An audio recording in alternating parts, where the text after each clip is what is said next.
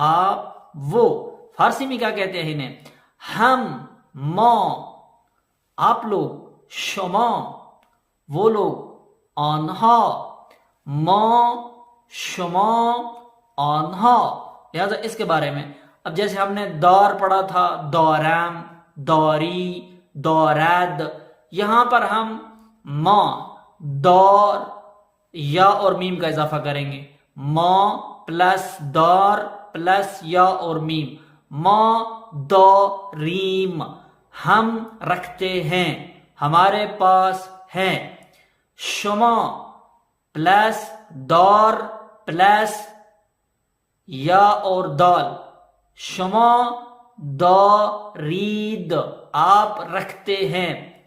آنہا plus دار plus نون اور دال، دارند. میں نے بہت انداز میں سنا دیا.